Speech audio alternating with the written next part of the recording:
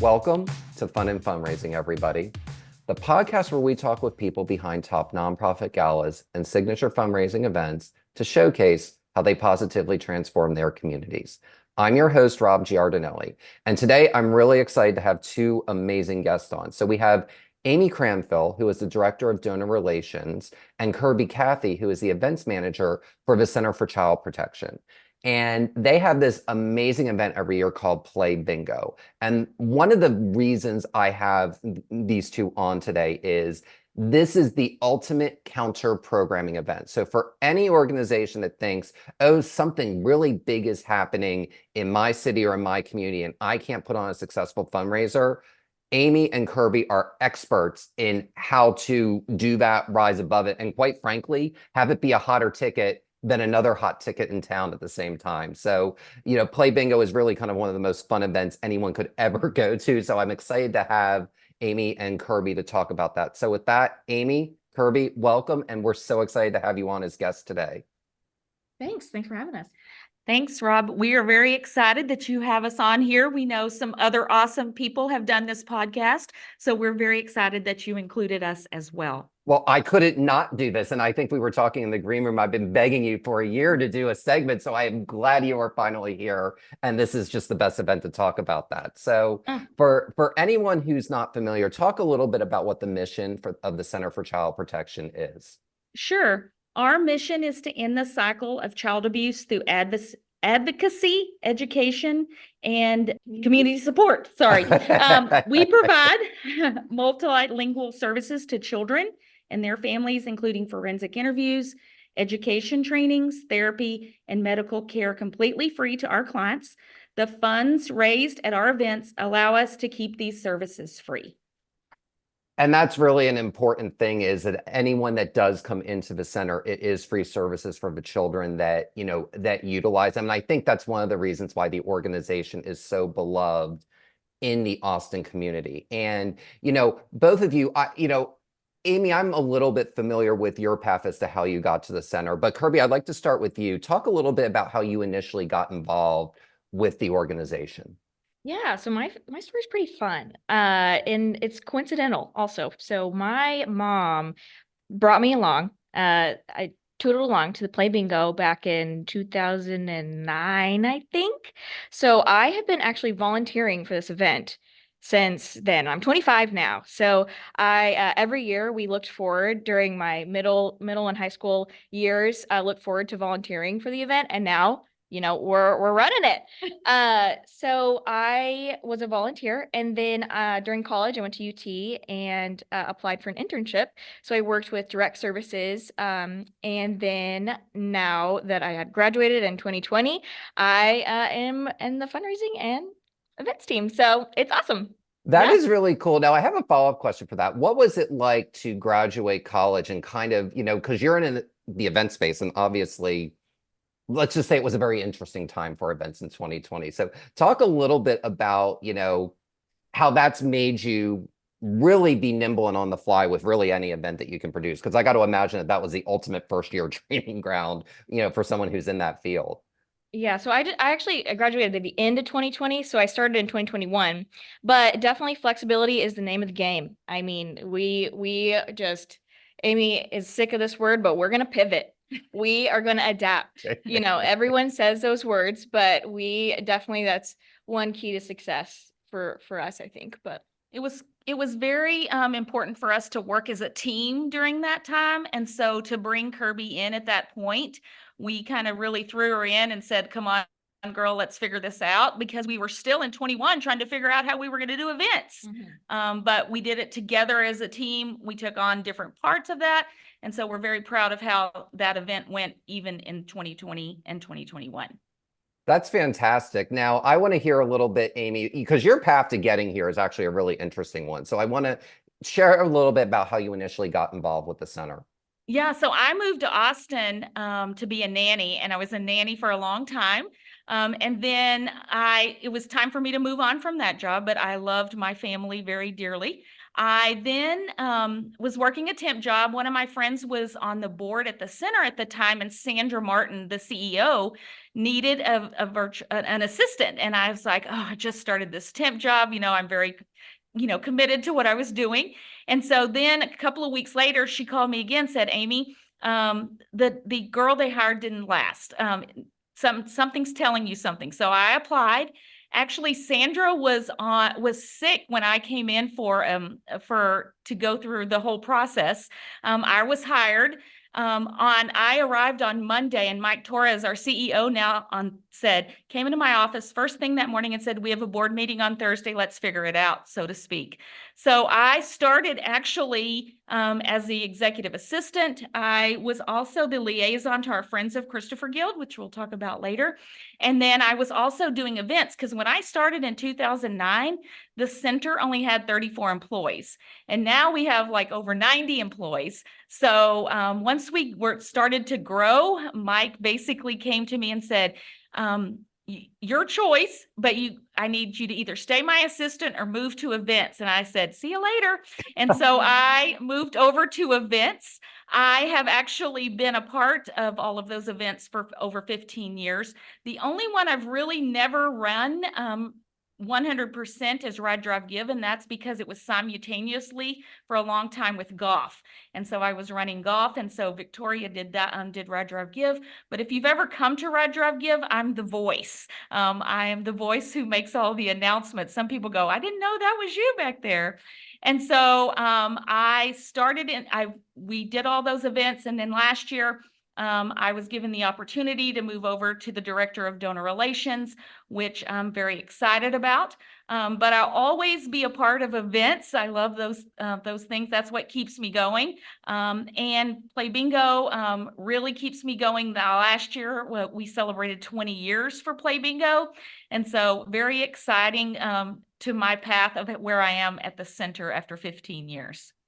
That's an incredible journey. And what I love about that is, one, that the organization promotes talent from within, that you started as Michael's assistant and you grew with as the organization grew, you got to grow along with it. And, Yes.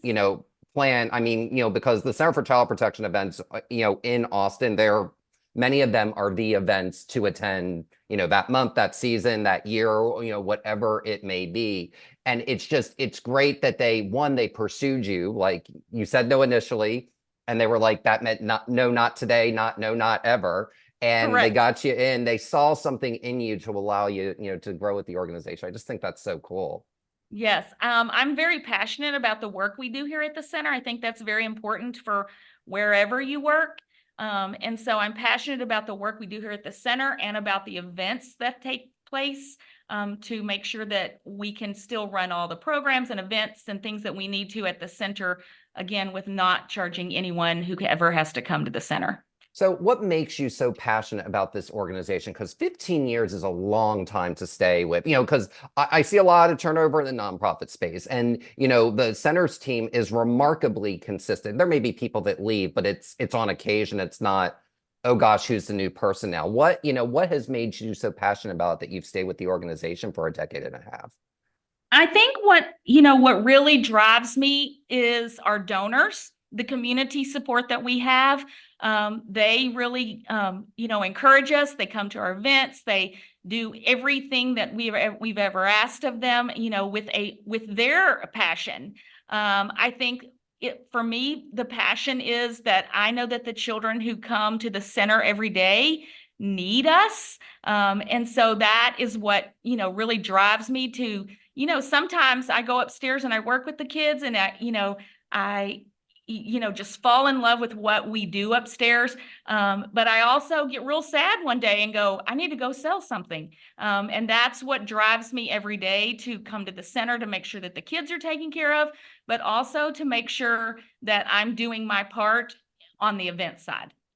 That's fantastic. And Kirby, I want to know where your passion comes from, because, you started going to Play Bingo as a child. And a lot of times, children are passionate about stuff, but the passions shift as they go to adulthood. So talk a little bit about where your passion and why you're still passionate about it, because you've been involved with this event for over half your life. So, I mean, I want to hear a little bit more about your passion for it, the Right. center. Yeah. So, I mean, really, it started, to be honest, the event was so fun. Honestly, I would tootle around, do whatever they told me to do, go pull that stuff off the table, put it in that room, go. And I mean, I had a time. I mean, the ladies, they went crazy, and I was like, this is a party. I'm 10 years old, but like I'm invited to the cool place. So even back then, I thought it was awesome. And now I think it's more awesome. But really, I mean, I was a nanny also, so I have a background of, I mean, really just like commitment to safeguarding our kids. And working in with my internship, having that just direct firsthand experience, like witnessing how children can be just so resilient. And I mean, really for the center, for the mission, after I started working here, just seeing how we, have just like a holistic impact, really. We're not just selling sponsorships, we're making the world a better place. So really that was my goal, finding a job that I have meaning in your life, right? That's the goal, and to enjoy it. So that's what I'm here. How did I already get it, Amy? I don't know. I think I can talk for Kirby because we've worked for a long time. She has a drive like no other person. And I think that's why we work together so well. Sometimes at the end of the day, we have to say, okay, we got to stop. It's time to go home. But because we want to make sure that the event we're putting on is a great event that the center and our board are proud of. And so we work tirelessly to make sure that happens. That makes total and perfect sense. And it's actually a good segue to start talking a little bit about Play Bingo. But before we do, talk a little bit about the Friends of the Christopher Guild, because people see the center and, it's the center is the main name. And I know that the Friends of the Christopher Guild is, is a part and a component of it. So one of the reasons I wanted to talk about this event is to elevate the knowledge base of the Friends of Christopher Guild. So please tell us a little bit about that. Yeah, so the Friends of Christopher Guild last year celebrated 25 years of being together as a part of the Center for Child Protection. It is a wonderful group of ladies who are committed to doing whatever we need to do at the center, whether that's coming to work program, whether that's coming to work in the kids' closet, helping raise money for the center in, a ton of different ways, selling raffle tickets or, buying sponsorships. But their job also is to educate the rest of the community about what we do here at the center and how they can be involved in that. I have some ladies who are like, it's just not me to go upstairs and work on program with the children, but I'll come file letters. I'll come, stuff envelopes. I'll do whatever you need me to do as a volunteer. And I think that's what really sets the guild for a high standard, is that they're willing to do whatever it takes to also make the center a better place for kids who come here for services or for whatever they may need. And they're constantly out there telling the next person about what we do here at the center. I tell them all the time that they're extension of the development team. There's only so many of us. We only can go out and talk to so many people a day, but they're with their friends out in the community. And my job is to give them what they need to talk to their friends about the center. And then to also bring them to the center, get them, even if they don't want to join the guild at that point, bring them to the center. Let's give them a tour. Let's explain to them what we do so that then they can go out and tell their friends about the center. And that's just what the guild does so amazingly. That is very important to all of us. What I appreciate most about what you've said is that there's really a place for everybody. So they don't, volunteers don't necessarily have to be facing with the child. They can do a lot of the stuff behind the scenes that allows the stuff front of house, for lack of a better term, to run really, really smoothly. So I'm really glad that you brought that point up in particular, that there's a place for really anyone in an organization, whether it's human capital, financial capital, or personal capital. There's just, For sure. there's a place for you. Yes, and I tell them that I tell everyone who comes here to the center who may want to get involved is I can find 1,000 things every day that needs to be done here at the center. For instance, last month, the Guild ladies came in and replanted some flower beds for us. And so that, some of them like to dig in the dirt and some of them don't. And so that's just how they put their work together here at the center. And so, yes, you're correct. There are tons of different ways to volunteer here at the center or at our events that we need lots of help on. And so for our golf tournament or Rod Drive Give or Dancing with the Stars or Play Bingo, they're there to set up or tear it down or be there with our, donors, handing out helmets or those types of things. So there's a ton of volunteer opportunities, and the Guild does a very good job of making sure that they do that, but they also are educating our community about the signs and symptoms of abuse and what they're looking for in children. Thank you. Thank you for that, for that explanation. I think that's really, it's an important thing to bring up. And one thing that, you were talking about was just the events. And, Kirby, I want to address this to you, and then Amy, feel free to chime in afterward. But talk a little bit about, because Play Bingo, I mean, it literally sells out in 26 minutes. And like, I'm not kidding when I say that. It might be a slight exaggeration, but it's within 24 hours, like it's sold out. So what is the secret to creating an event that sells out ASAP? And there's 1,000 people that go to this. So this is not like it's a table for 20. It's a lot of people. So talk a little bit about that. Well, obviously there's not just one key, right? There's lots of pieces to this puzzle.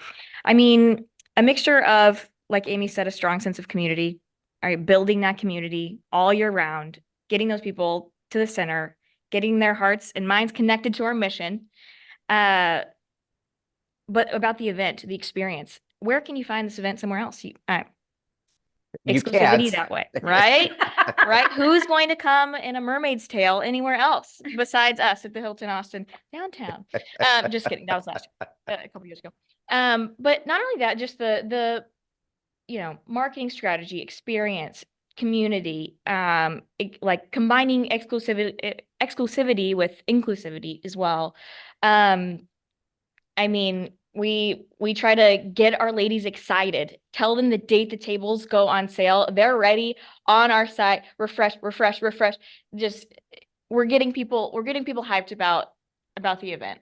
What do you think, Amy? I think, well, I know that in 2009, when I started at the center, Play Bingo had 60 tables. And last year and this year, we're going to have 130 tables. And so that's really the max we can have in there. And I think that has a lot to do with the ladies who are sponsors of those tables, because they bring those 9 other ladies to the events, and then their job is to, experience something great. So then next year they'll go buy their own table and bring 9 more of their friends. And that's really how Play Bingo has been successful, is by putting on a great event that really, is only a couple of hours in the morning time, getting, it's a condensed piece where we really do play bingo. We really do have to get a bingo license, and those types of things. But also working with, people in the community of getting bingo prizes and getting auction, donations and those types of things. We're very proud of our auction. We think we have one of the best auctions in town. And a lot of that has to do with our Friends of Christopher Guild. I asked them to put together an auction package or to donate money, and we'll put an auction package together in their honor. And again, there are some people who like to shop and some people who don't. And so that's where we work again as a team to make that happen, to put that auction together. It's funny because we talk about it all the time. One of the things we do is table prizes. And it's literally like during the day, they'll ring a bell, right? And they'll call out a table and may say 78. And that table goes berserk. And we're like, oh my gosh, they're getting soap. it's like, it doesn't really matter what they're winning, but they want to win. And that, I think, also is a great, example of the hard work we do to go out and find sponsors, to just make those, make the day filled with lots of opportunities to, donate to the center, to, do sponsorships. Again, that's a great place where we're talking about the center and what the center does for kids, because there are a lot of people who come to our events who have no idea what the center does. And that's a great way for us to get 1,300 ladies at one time, more information about what we do here at the center and education for the community members who may just come to one event all year long. And so that's really what's exciting, working together with our team, our guild, our board, our community donors to really put on a great event that we're all very proud of. Well, and it is an event to be proud of. And Kirby, I want to go back to something that you said earlier. So you were talking about like when tickets go live and it's refresh, refresh, refresh.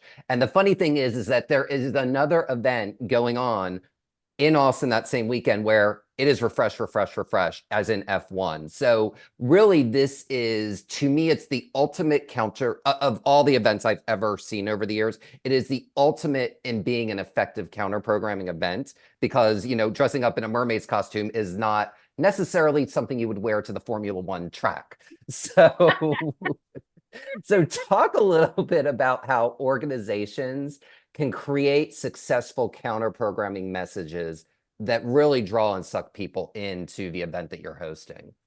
Yeah, definitely. So, I mean, I would say overall, so a lot of our attendees are repeating, but they have a feeling of, they're in an environment where they feel valued and they're doing something to change the world.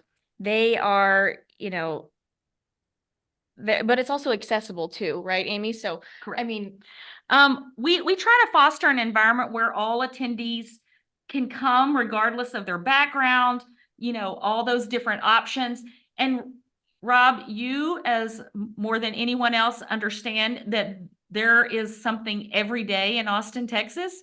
And so we have come to the fact, or to where we have to say, you know what, we'll take whatever date in October they have at the Hilton, because there's not very many Saturday openings at hotels in Austin.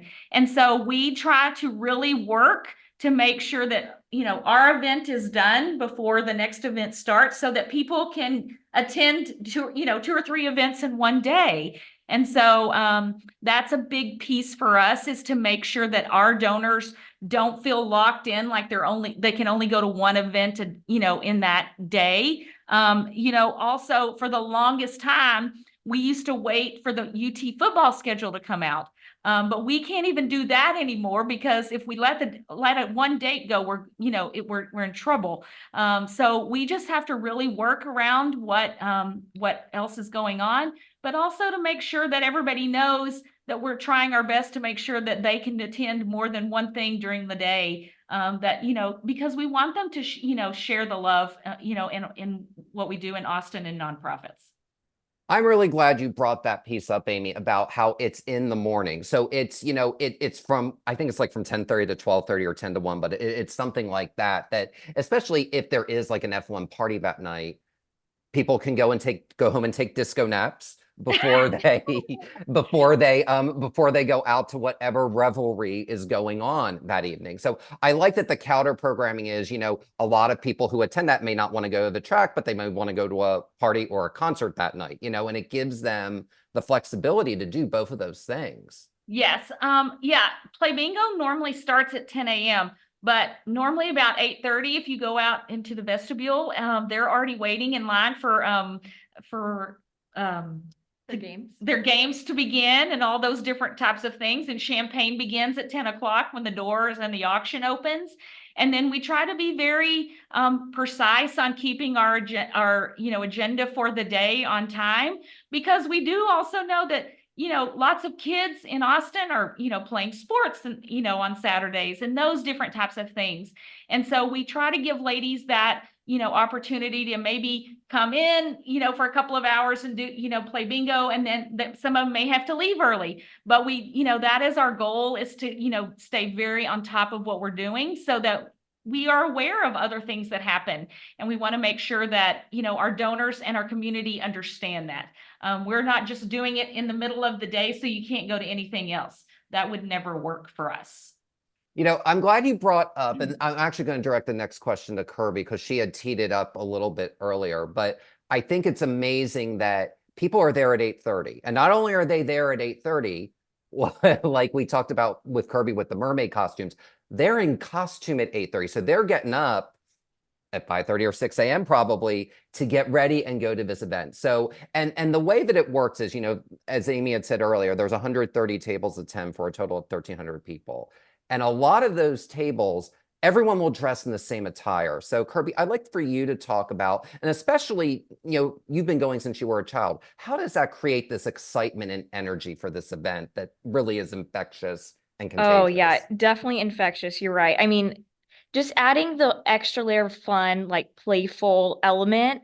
And I mean, also just fosters, you can tell the tables, like who are in the Dallas Cowboy outfits, shaking the pom-poms. I mean, the team spirit is there. It is there. They'll come back next year bigger and better. So they come early, get some pictures. We have photo booths, and I mean, just the vibrant, energetic atmosphere of like, what's one? It was like pilots' outfits. They don't have to dress in say we had an underwater mermaids are the thing, or maybe they're go-go boots, or maybe the cowboy hats one year, right? But some people just wear UT. It's UT. They are the Longhorn table. They will be for the next 20 years. And there's no, I mean, that's what I mean, we don't record what. Yeah, it's not required that ladies, dress up kind of thing. It's funny because every year they ask Kirby and I, what's the theme? And our answer is we don't have a theme. And they're like, yes, you have to have a theme. We're like, no, we literally send out a save the date that may have some picture on it that they take and run with that, so to speak. One year, the save the date had a picture of a girl with red curly hair and round sunglasses on it. And that turned into a 70s, 60s, 70s theme. And I told Kirby that I really wish we could call Amazon and say, do you know why Austin, Texas is selling more white go-go boots than any other town in, the United States? And that's because we're having an event. And it's true that, I mean, I cannot tell you, out of 1,300 ladies, there were probably 750 of them that had knee-high white go-go boots that year. We never once said it was a 60s or 70s theme. Last year, we had a girl who had, rhinestones on and a cowboy hat, and it went totally bling. I mean, you can't imagine all the bling that was in that room. But that's what's very exciting for our team, is to see, okay, what are they going to take from this save the date and turn it into? Now, don't get me wrong. There's a couple of tables that dress the same every year. There's a table that comes as Halloween every year because it's normally at the end of October.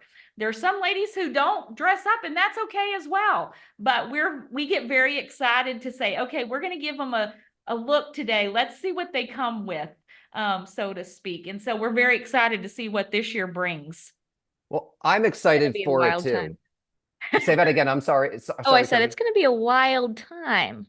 All right. So talk a little bit about how it's going to be a wild time, because one of the things that's interesting is, I mean, it's actual, Amy was saying earlier, it's actual bingo. You actually get a real bingo license.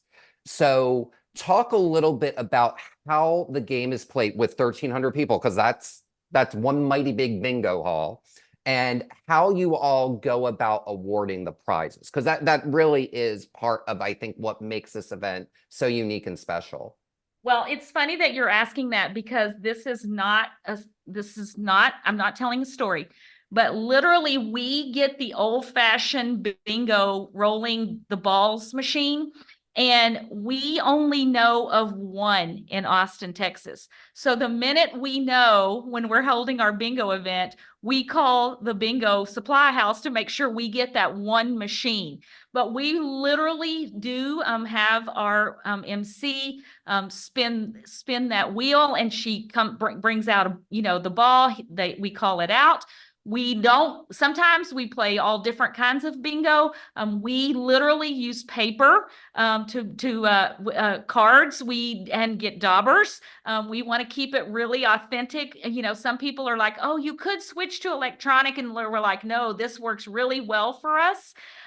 It's, some people will win after 5 numbers, and sometimes we have to go to 15. Because there's such a great number of ladies in the room, sometimes we have consolation prizes.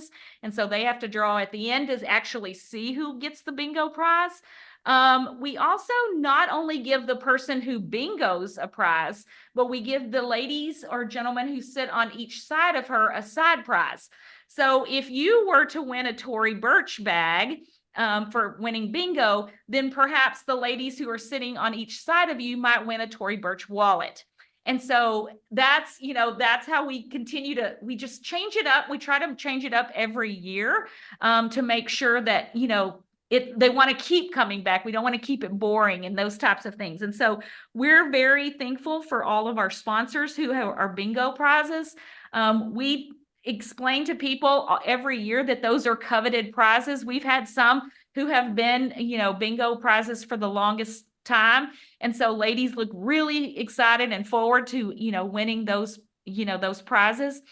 So we, it really is a bingo.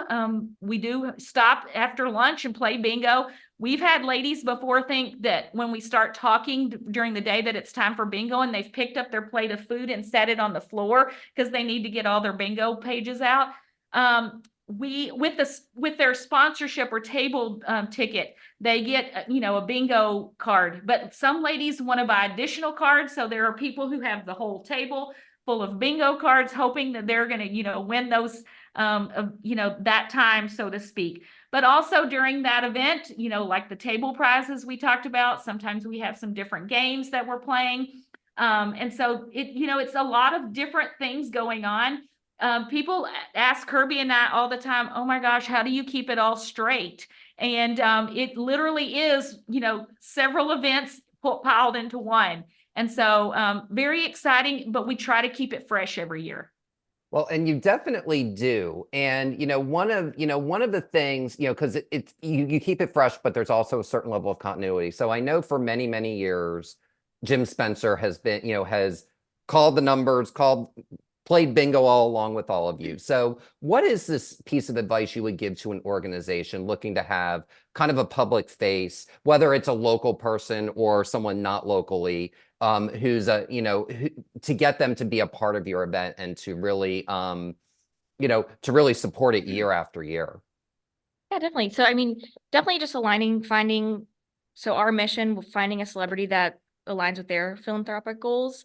Jim Spencer is always, was a huge supporter of the center. And, I mean, just offering, kind of flexible participation options, but some of our celebrities that attend the event, not just hitting on the MC, but some celebrities who do come to the event, I mean, they will say, hey, would you want me to post this on my social media? I mean, there are varying ranges. You don't have to be the MC to be a celebrity in the room, right? But absolutely.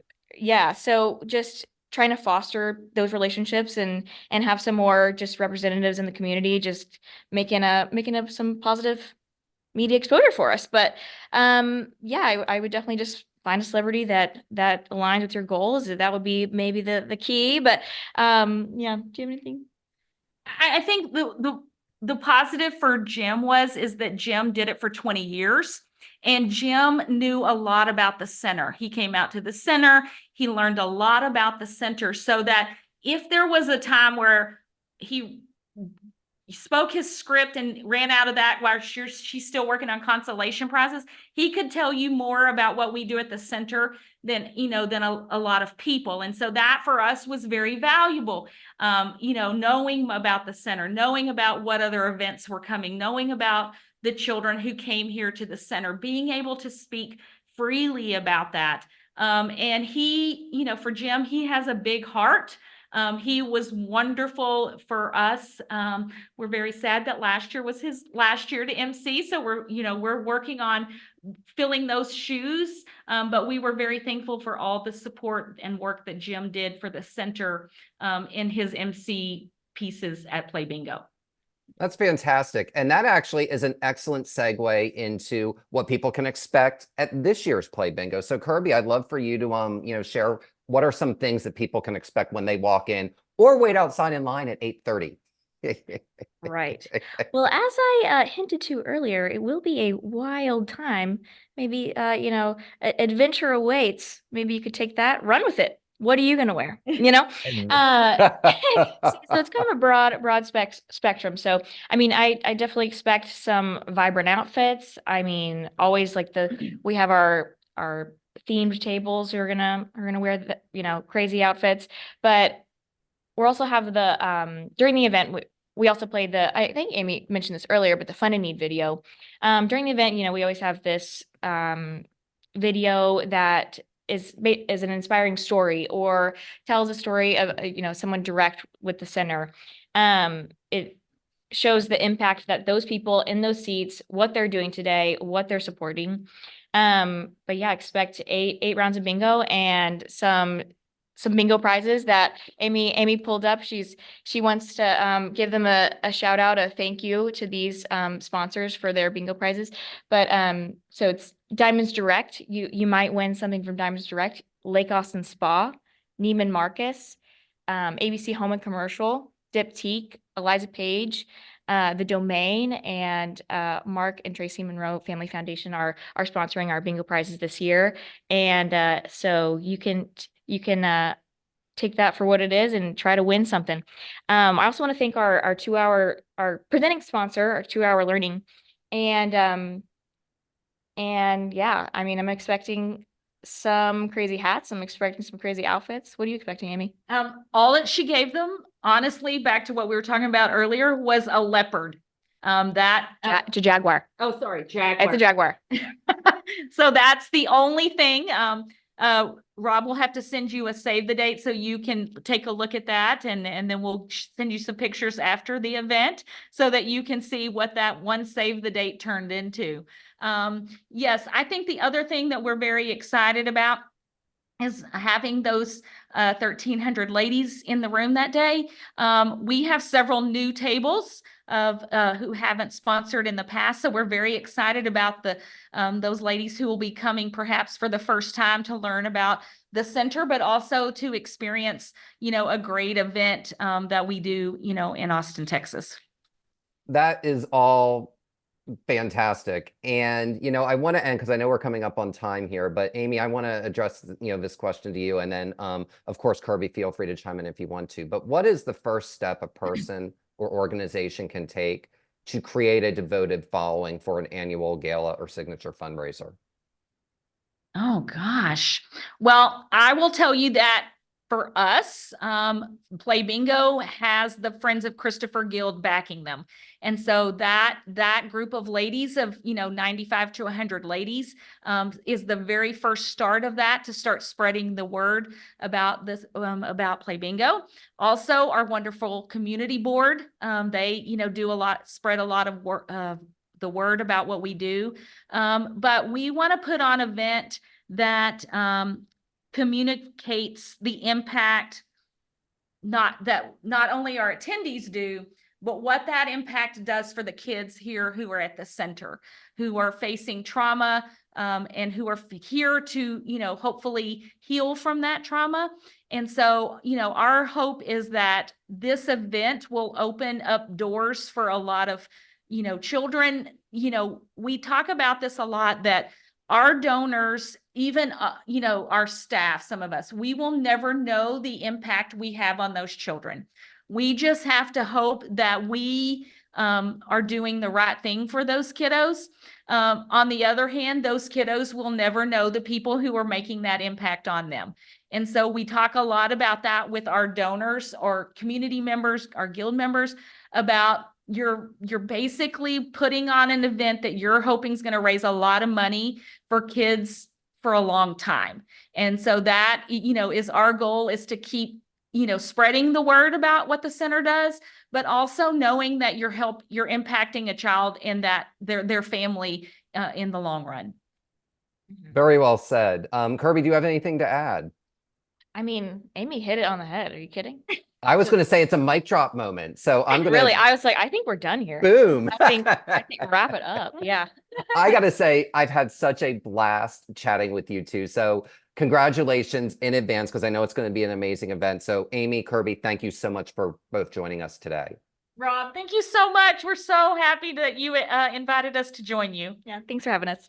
Absolutely. And Play Bingo, benefiting the Center for Child Protection Christopher Guild, will be held on October 19th, 2024 at the Hilton Austin in Austin, Texas. For more information, please visit centerforchildprotection.org. And that will do it for this episode of Fun and Fundraising. I'm your host, Rob Giardinelli, reminding you to keep it fun, keep it interesting, and your guests will have a great time. Have a great day, everyone, and take care.